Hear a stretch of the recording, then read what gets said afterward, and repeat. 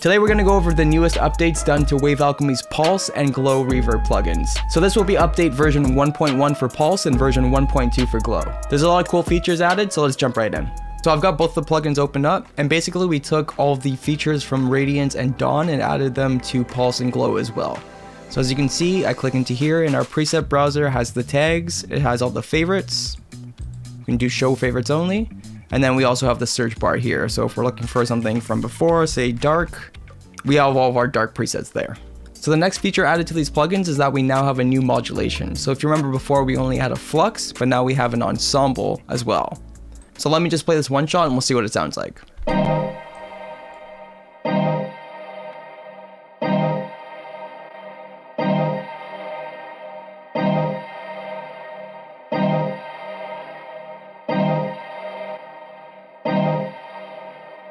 It's difficult for me because I really like the sound of the flux. I like the pitch information that we're getting from it, but I also really like the ensemble, so I'm gonna have to make some choices. We also now have a tempo sync for the pre-delay. So you can see before it was just freehand, but if we click on here, we have the option to choose our pre-delay based on the tempo.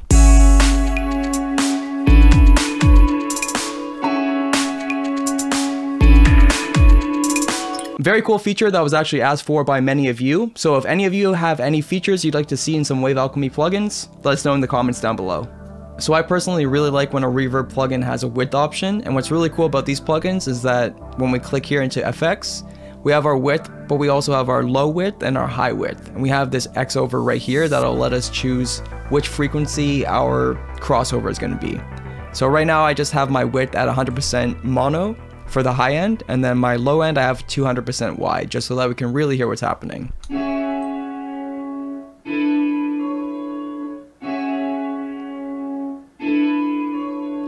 So you'll notice the lower I go, the more mono it sounds, and that's because at 322 Hertz is where our high end is going to start. And since our high end is 100% mono, it's basically all mono. And then if I go upwards,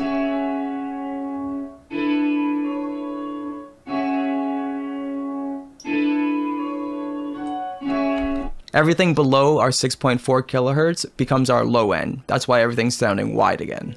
A really nice way to just get really personal with how your reverbs are going to sit. So next up we have our EQ section, and you'll notice that it's on the same page as the width. You can see right here we have a stereo, a mid, and a side option. Really good for choosing how you want your frequencies to sit and where you want them to sit. Down here we have our EQ type. So we have low pass, low shelf, high shelf, and peak. Here we have our Q, which you can change either by doing this or by using your mouse wheel and changing your Q like that. And then gain, you can either use this option here or just click and drag.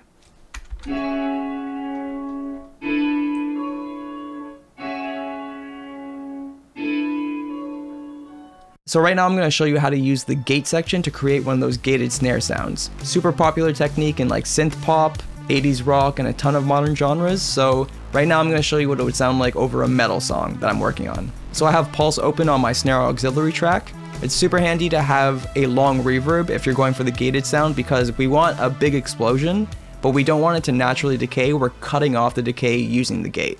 So here's what it sounds like without a gate on it at all.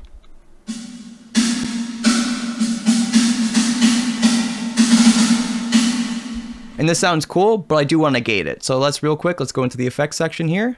We'll turn the gate on, and then you'll notice that no sound is going to come through, and that's because our threshold isn't hitting our peaks or our waveforms. So either click where it says threshold and drag down, or take this line here and drag down until you start to get signal.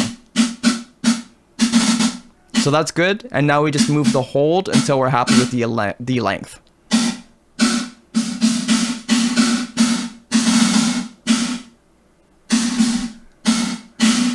That's cool. I'm happy with that. Let me just solo the drums.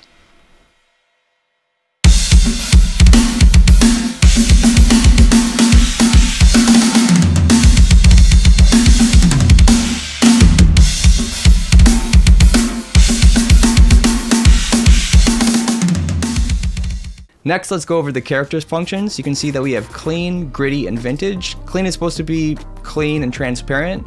Gritty is more lo-fi, and then vintage is more of like a 70s, 80s sound with a bit more of like a high-end roll-off, but also with some more dust added to it. So let's see.